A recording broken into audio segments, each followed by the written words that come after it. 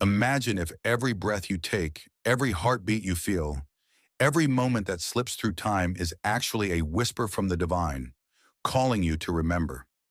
What if the phrase Alhamdulillahi Rabbil Aalameen is not merely praise but a portal, a secret code uttered by the awakened to access the eternal beauty of God? Why does Surah Al-Fatiha begin not with a command nor a proclamation of power, but with praise? And what does this praise truly mean through the eyes of the mystics, the Sufis who saw with the eye of the heart? Let us embark on a contemplative journey deep into the soul of this verse, where the light of divine reality dissolves all veils. The verse states, "All praise is due to Allah, the Lord of the worlds." The Sufis do not merely read the verse, they taste it. For them, each word is a living being, a divine flame wrapped in the clothing of letters. Let us now immerse ourselves in the ocean of meanings hidden in this verse. Alham, the mystery of praise. In Arabic, ham is not mere gratitude. It is praise that comes from profound love, awe, and recognition of perfection.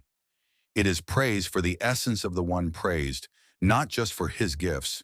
According to Imam al-Kushairi, alhamd is the attribute of those who recognize beauty with the eye of the spirit. When a Sufi says Alhamdulillah, it is not because something pleasing happened. It is because he witnessed the divine. Rumi writes, "Gratitude is the wine for the soul. Go on, get drunk."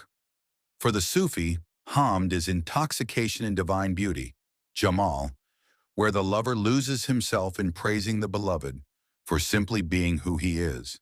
Thus, alhamd is not just spoken, it is lived. Lillah, to whom belongs all praise. The phrase Lillah means for Allah alone. It signifies exclusivity, that true praise belongs only to Allah. Ibn Arabi, the great mystic, interprets this as the recognition that every form of beauty, perfection, and goodness we encounter is but a reflection of the real Al-Haq. When we praise a flower, a soul, a sunset, we are, in truth, praising the face of God that shines through it. The Sufi realizes, there is no other doer but God. All praise is, ultimately, redirected to Him. As he writes, He is the praiser and the praised, the lover and the beloved. So when you say Alhamdulillah, you are praising God with the tongue that He created, for the beauty that He manifested, through the heart that He illuminated, Rabb, the intimate nurturer. Rabb is often translated as Lord, but in the Sufi lexicon, it carries a more intimate meaning. It is the one who gently nurtures you from the seed of your potential to the blossom of your reality. The root of Rabb is tarbiyah, cultivation. The Sufis see God as the one who raises the soul stage by stage, removing its impurities, shaping its form until it reflects His own attributes. For Rumi, you were born with wings. Why prefer to crawl through life? The Rabb sees your wings and lovingly trains you to use them. In every trial, the Sufi sees a polishing of the mirror. In every delay, a divine training. This is the Rububiyyah, the sacred parenting of God. Who are the Alameen? Rabbil Aalameen, Lord of the worlds. The word Alameen is derived from the same root as ilm, knowledge. The worlds are not merely physical planets or galaxies. They are realms of knowing, layers of perception, dimensions of consciousness. The Sufis say, every soul is a world, every thought is a universe, every moment is a gate to a realm of knowledge. Thus, the Rabb is not just the nurturer of the outer cosmos, but of the inner cosmos as well. He is the Lord of the seen and unseen, the known and the forgotten, the angels and the jinn, the thoughts that arise and the dreams that fade. He is Rabb of your fear and your hope, of your longing and your love. This verse is not a theological statement. It is an invitation, the circle of being, Wahdat al-Wujud. Within Sufi metaphysics, particularly in the doctrine of Wahdat al-Wujud, unity of being, this verse becomes a cosmic dance. For if all praise belongs to Allah, and He is the Rabb of all that exists, then all existence is engaged in His praise, whether consciously or not. The wind praises Him in its motion. The stars praise Him in their silence. And you? You praise Him by being, by remembering who you are, a reflection of His names. When the Sufi contemplates this, a paradox is unveiled. Allah praises himself through you, through me, through all creation. The entire universe becomes a liturgy. Existence is not an accident. It is an unfolding praise.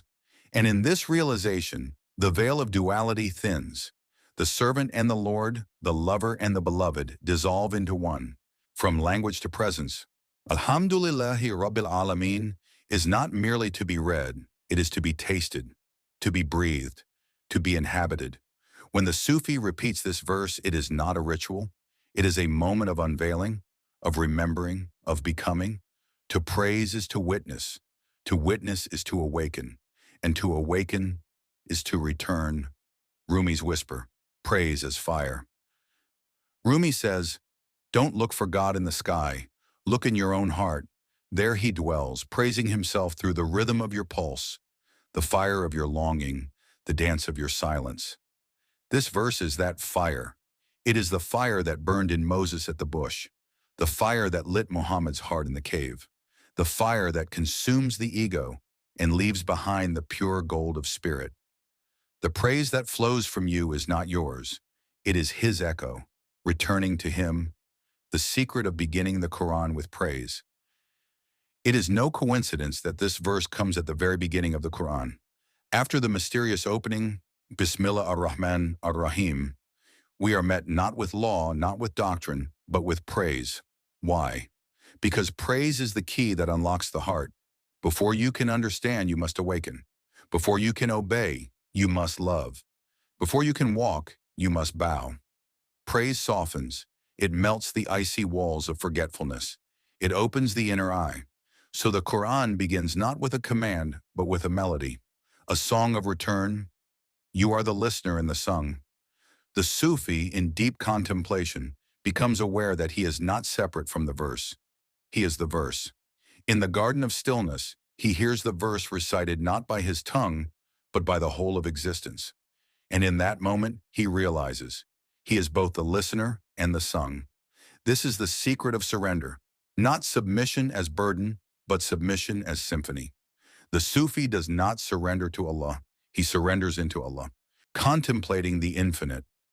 Sit with the verse, not for a moment, for a lifetime.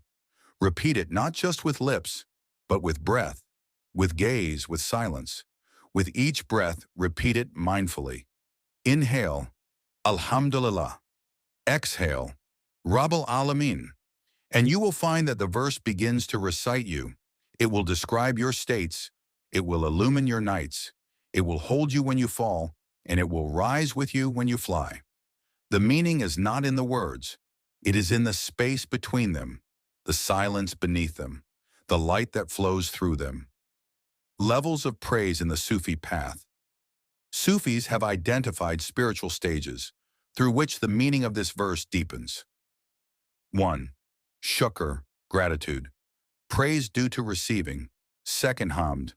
Praise for the giver regardless of receiving. 3. Fana, annihilation. Realizing there is no I to praise, only the divine praising himself. In the highest state, the Sufi realizes that even Alhamdulillah is not his action. It is God expressing his praise through the tongue of the servant. A final unveiling. Alhamdulillahi Rabbil Aalameen. When there is no one left to praise and no one left to be praised, this verse will remain. Because it is the whisper of eternity.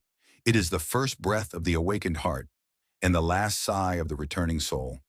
It is not a verse. It is a mirror. If this touched something in your soul, then stay close. Let us walk the path of the hidden together. Let us explore the secrets woven in the verses, the pearls hidden in divine silence, the fire behind the veil.